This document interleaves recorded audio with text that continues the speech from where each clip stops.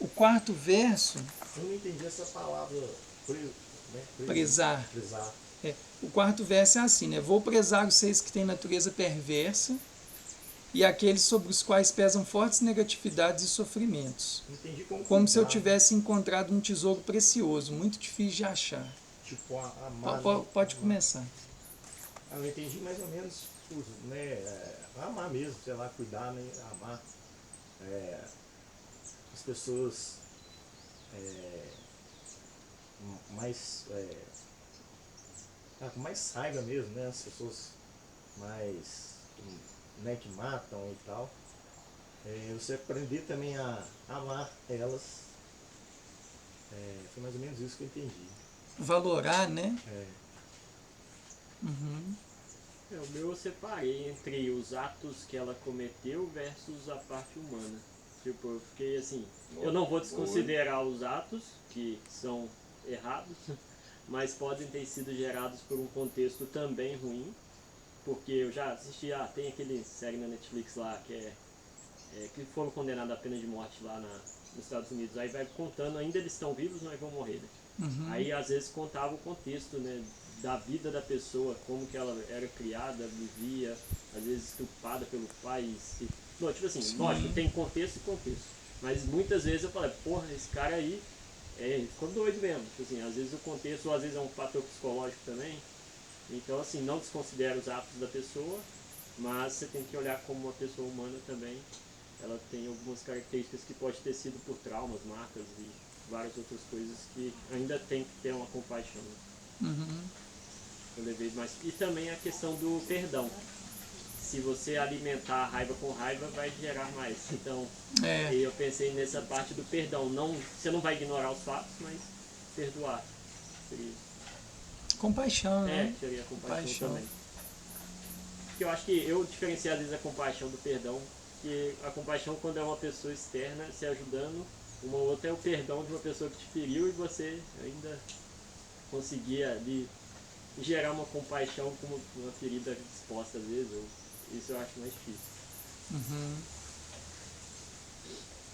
Quem mais no quarto? O quarto verso, eu acho que ele também chama a nossa atenção para essas pessoas que são excluídas, né? O algoz ele é sempre excluído depois, né? O perverso, né? O Chag do Tuca ele dá um exemplo que eu acho muito bom, né? Que ele fala assim, né? Que quando o algoz ou o perverso ele inflige o sofrimento à vítima, no momento quem sofre é a vítima, mas quem depois vai sofrer vai ser ele. Aí a pessoa fala assim, nada, o cara tá ali, matou e tá comendo churrasco. Pode ser que em algum nível ainda não está na esfera da consciência, mas de alguma maneira, nem que seja a nível espiritual kármico, ele colhe aquilo, né? Aquela experiência, né? A gente está, a nossa sociedade, assim, tentando olhar ela de um ponto de vista otimista, você vê que ela está se despertando um pouco, né? Então, por exemplo, quando a gente fala, hoje em dia, por exemplo, da Lei Maria da Penha, né? Se fala, se fala inicialmente em acolher ali aquelas mulheres que foram violentadas, que estão vulneráveis, né? Mas hoje também já há um raciocínio de acolher os perpetradores também, para entender o que está acontecendo, né?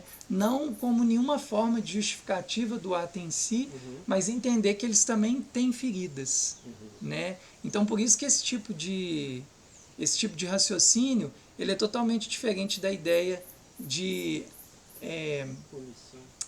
dessa ideia de bem, eu não vou voltar no tema anterior, mas essas afirmações, bandido bom é morto, não é bem assim, né? Quem violentou tem que ser violentado. Essa lei de Italião, dente por dente, olho por olho, né? Não, é para além disso, né? Então, e geralmente essas pessoas são as pessoas que a gente mais quer colocar à margem, né? O nosso sistema carcerário ele mostra muito isso, né? A gente coloca ali aquilo que a gente não tolera mesmo, né? Então vamos esconder aquilo. Tem um exemplo que eu acho muito bom de se ver. Tem um filme que chama Human, Humano, né, em inglês, o volume 1. Ele começa com uma cena assim, com um cara que ele é um presidiário, né? condenado à prisão perpétua, e ele vai contando, né, como que ele aprendeu o que era amor na vida dele. E ele aprendeu o amor de uma maneira muito distorcida, né? O padrasto batia nele, não sei se abusava dele, e falava, eu faço isso porque eu te amo. E aí quando ele assassinou, né, a mãe e a filha, a avó foi visitar ele na cadeia. E ele falou que para ele foi terrível olhar para o olho dela e ela tendo compaixão por ele, né?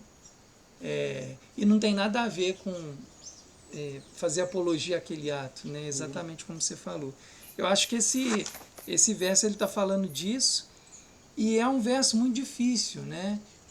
Quando a gente está diante de pessoas, e essa perversidade não precisa ser um ato só. Nós não estamos falando aqui só diante de um assassino, de um estuprador, não. Nós estamos falando diante, muitas vezes, de uma pessoa que você conhece aí na vida, que você vê que ela está ali mesmo, no mau caratismo, na falta de ética, e essa pessoa está na sua frente, né? E você conseguir ter esse olhar para essa pessoa, né? Nesse terreno, né? Então tá, pessoal, a gente encerra aqui hoje, né? Eu vi uma frase só para completar, você já viu? Todo agressor tem uma vítima gritando dentro dela. Tem sim, cara. Tem uma vítima gritando dentro. Isso tem na Bíblia. Nem todo, mas Como eu não entendi. todo agressor tem dentro dele uma vítima que está gritando, pedindo socorro. Sacou? Dentro dele Ele mesmo. mesmo. Ele é uma vítima ali e o jeito dele expor aquela dor dele é agredindo, Matando, sacou? Nem todo, eu acho que a frase não tem todo, mas... É vou difícil colocar assim. generalizar, né? Alguns agressores. Cara, mas eu, assim, todas essas histórias que eu já vi, vamos pegar esses exemplos mais estandarte mesmo, né? Os mais desses serial killers da vida, então. Cara, olha a história da maioria deles. Só zebra, né? Cara, zebra atrás de zebra, né? Aí a gente fica vendo assim, o budismo, aí eu posso falar assim, nesse ponto de vista, o budismo fala muito sobre isso, né? Que a mente, a gente está operando no mundo através da nossa capacidade de visão. E a nossa capacidade de visão é moldável, né? Então a nossa mente, as nossas ações, a paisagem com que a gente narra elas e a paisagem com que a gente cria no mundo, ela é passível de ser transformada.